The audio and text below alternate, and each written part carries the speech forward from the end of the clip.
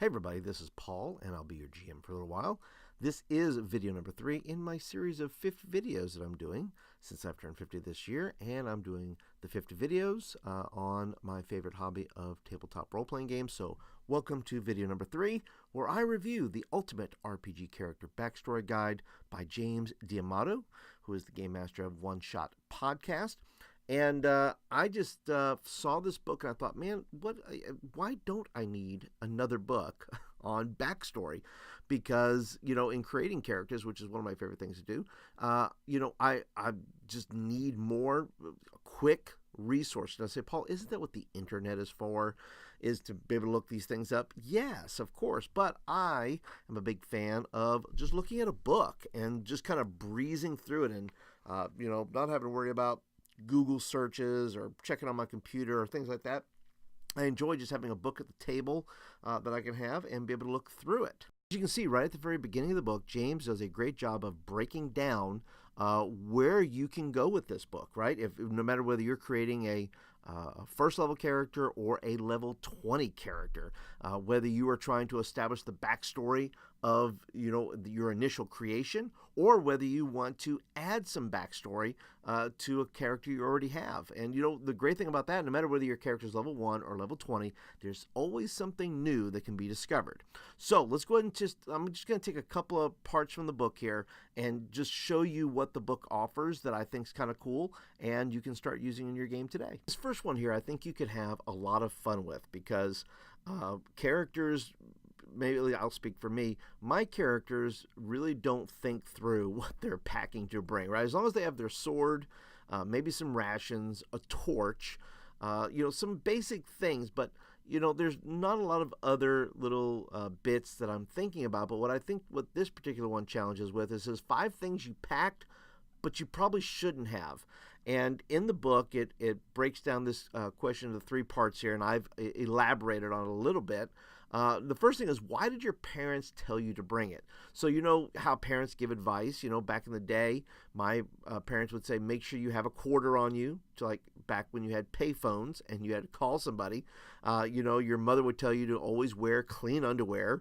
And you can probably think of things that your parents told you to bring before you left the house. Well, what if you took that and put it into the fantasy realm? What would your fantasy parents tell you to bring if you were going out adventuring, right?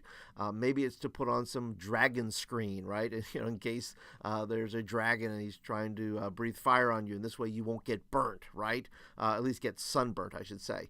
So you can make up some really cool things about that.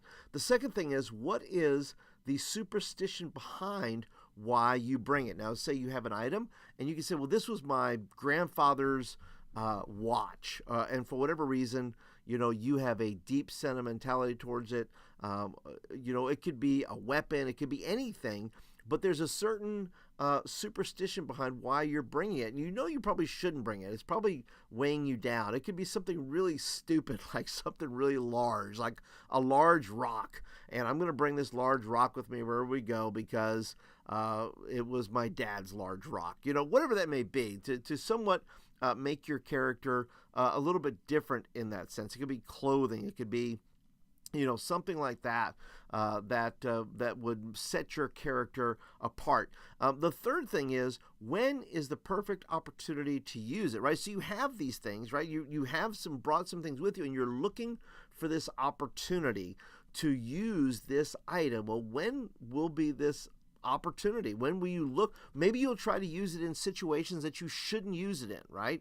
Maybe it's just odd situations. You say, I'm gonna take out my dad's wallet and I'm gonna do something with this. It's whatever your thing is, whatever that thing is that you shouldn't have packed, but you have it, and now you're trying to figure out how to use it in game. I think that's really a lot of maybe a first level character, young, would maybe be appropriate for them, but they're always trying to figure out how to use this thing that they brought with them. Let's move on to another one here called Unheard Confessions, which is on page 160 here.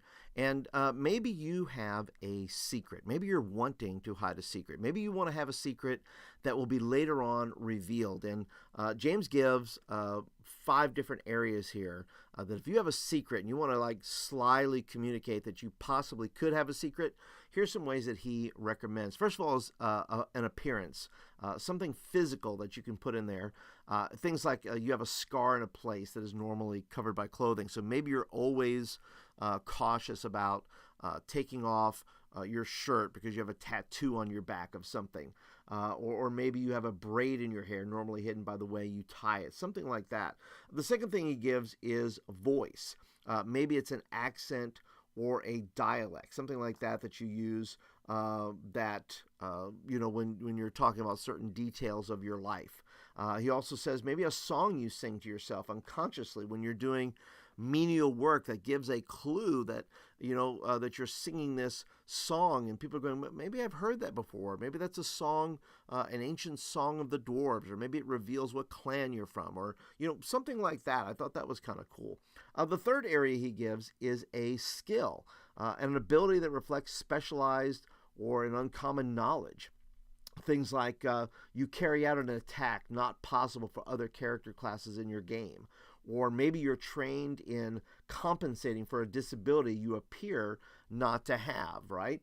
Or maybe you have a reputation or nickname that is not easily explained. Maybe you're walking through a town and people are calling you by this name, especially if you give some of that information to your DM and he can kind of put that into play there. And then, there's a whole backstory as to why maybe you have that nickname.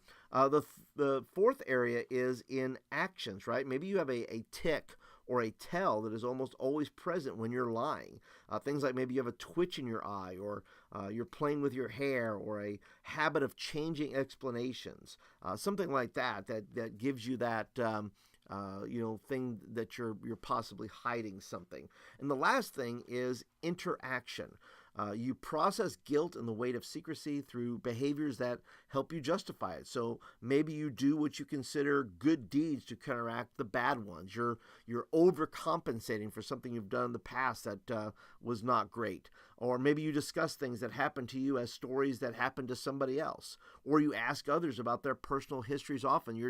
Maybe there's a blank space maybe in your childhood, and you're asking others about their childhood, kind of trying to inform maybe what your childhood was like. Maybe you're an elf talking with another elf about how they were raised, because maybe you were raised differently. You're trying to figure out some things about that. And those are just a couple of the things that are in this new book by James D'Amato, the Ultimate RPG Character Backstory Guide. And if you're a fan of creating backstory, as I am, maybe you can share down below. Maybe it's one of your favorite backstory methods, or maybe you have the book already and you'd like to share something you've used in there that would be helpful to those who may watch this video. Please go ahead and leave a comment down below.